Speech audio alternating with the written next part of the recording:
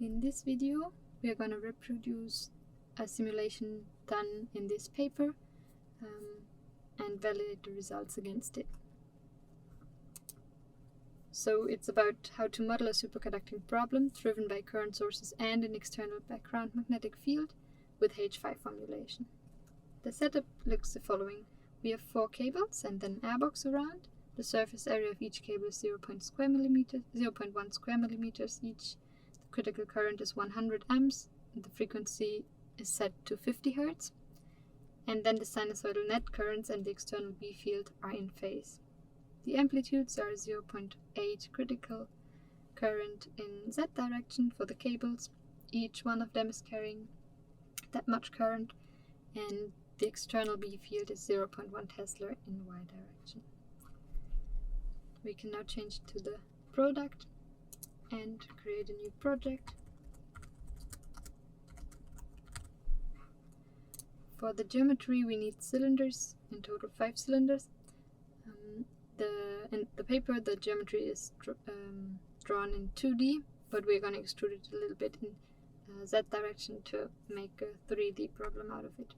So it's going to have one mesh layer in Z direction. First I'm going to start with the cables. So I'm going to center them around the origin, so I just create one cylinder and then move it around the origin.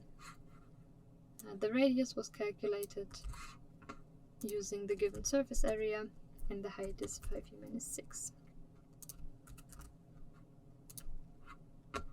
Okay, now we can copy this cylinder and then just shift it along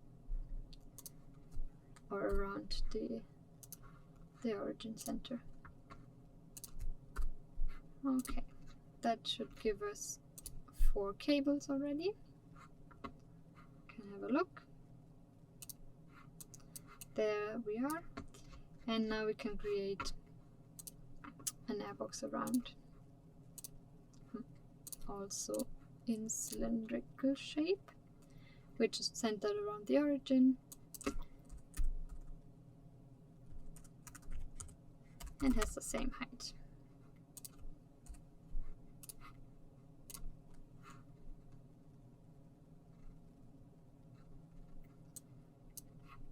If we now select the extrude button, we can make sure that there's exactly one mesh layer in the Z direction. So we can select all the volumes and say there's one layer.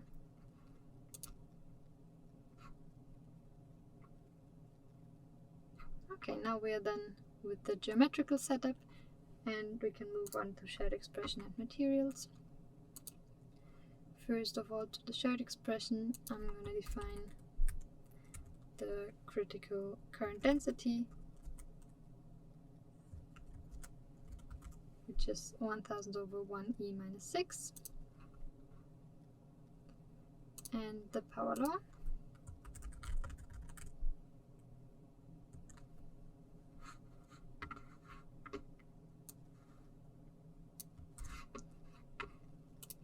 And that function is taking j as an argument. And I'm missing a bracket here. Okay. Now we can move on to define the materials. So first air region. And then we can take a new material to define our superconducting material.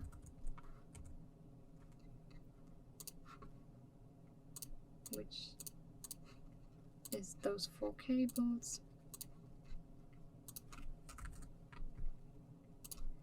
And we need to introduce magnetic permeability and the electric conductivity. For the electric conductivity, we can just use the previously defined power law.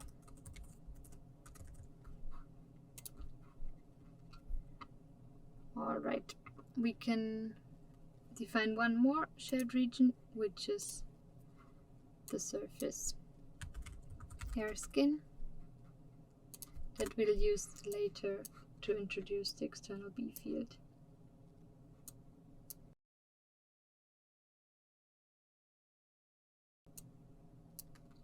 Now we can continue to the physics.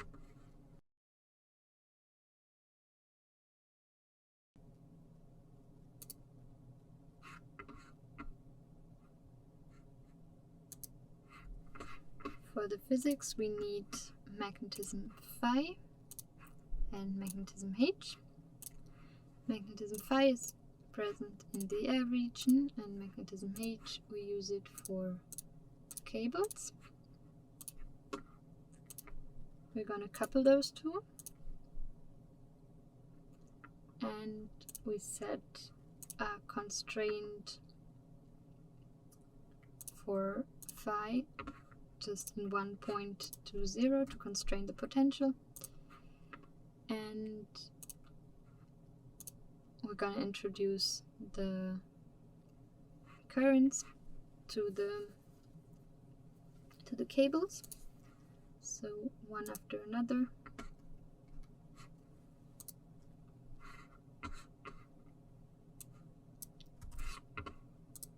%, of the critical current sinusoidal,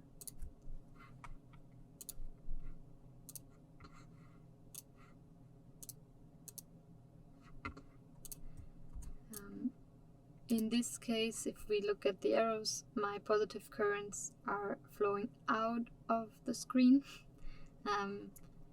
I could also have defined them the other direction. The important thing is just that all currents, all those 4 currents, point in the same direction. So I need to make sure that this is guaranteed by looking at the direction of the curve and then defining the sign of my currents accordingly.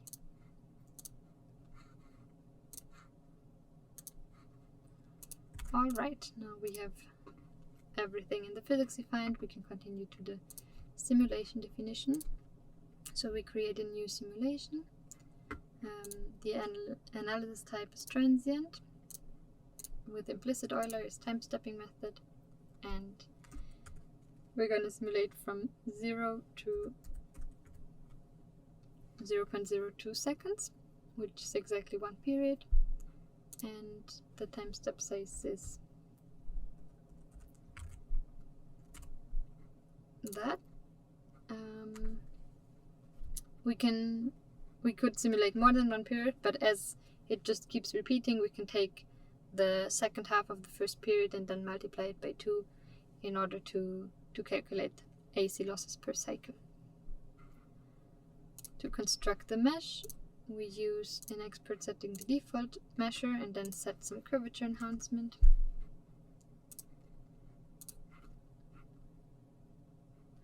For the outputs, we take J in the superconducting cables. We also define the discrete output, the AC loss.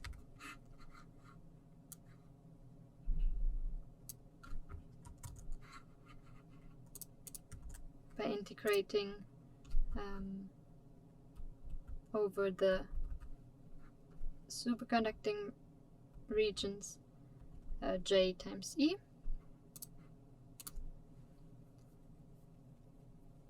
And then we can also set one other output, which is just the Z component of the current density.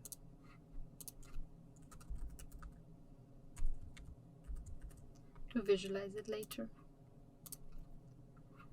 Alright.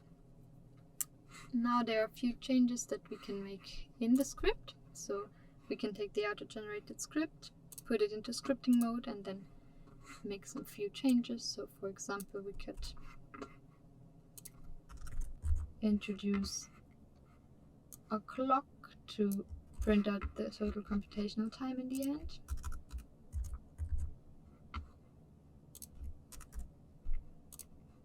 Alright, then we can reduce the order of phi to 1. I also tried with higher order, and it gives equally accurate results. Just the B field is smoother if you visualize it. Then we can linearize the power law. So instead of taking the non-linear version, we can linearize it for each time step.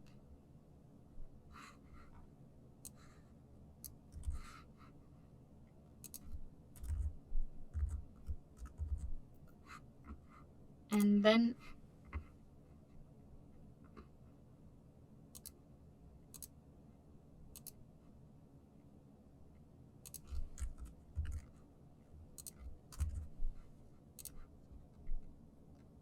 we can update the tolerances. So choose a bit tighter tolerances for the DDM convergence as well as for the time stepper convergence.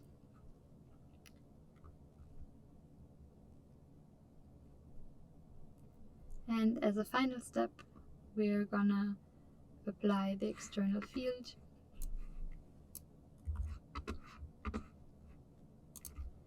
So we need to add one contribution to the formulation. We define our external field function as 0.1 Tesla, which is the amplitude, and then sinusoidal form.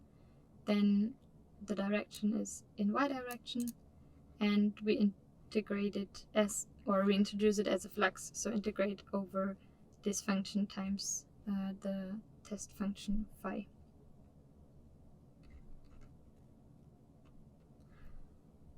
Okay, that are all the changes that we need in the script. So now we can start the simulation.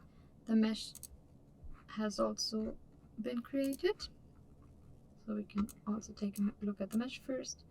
We can see that it's coarse in the outer air regions and pretty fine within the cables, and we can see that it has, well, we can try to see that it has exactly one layer along the Z direction. So that's, we need to divide by this thickness later to get the AC losses per cycle per meter, which are presented in the paper. We could actually already do that now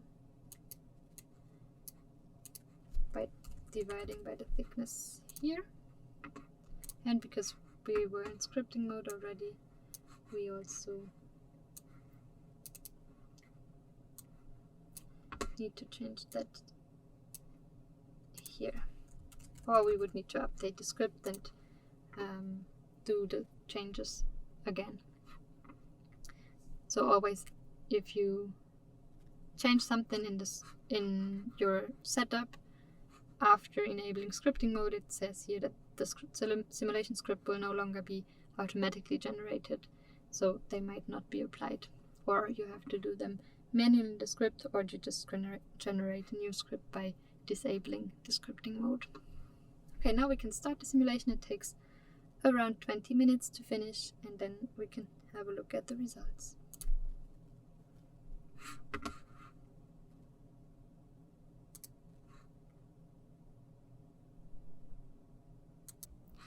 Okay, so the simulation has finished.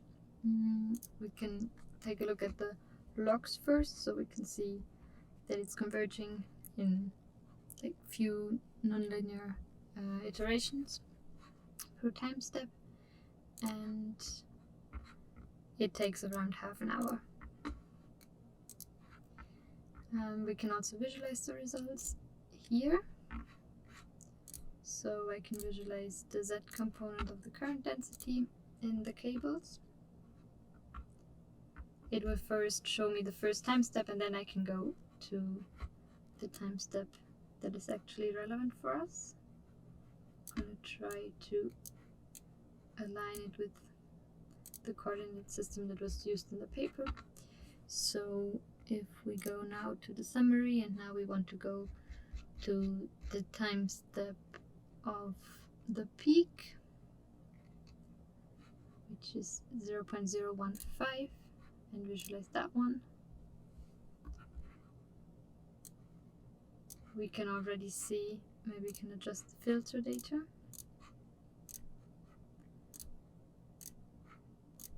Yes, and we can already see that it's looking similar, although with a different color scale than the one from the paper. And if we now go back to the slideshow,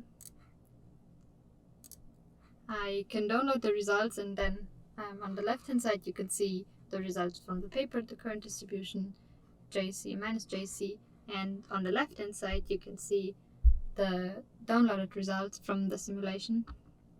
It is shown J over JC with a similar looking color scale, and you can see that the current distribution or the current profiles, density profiles match well at the peak.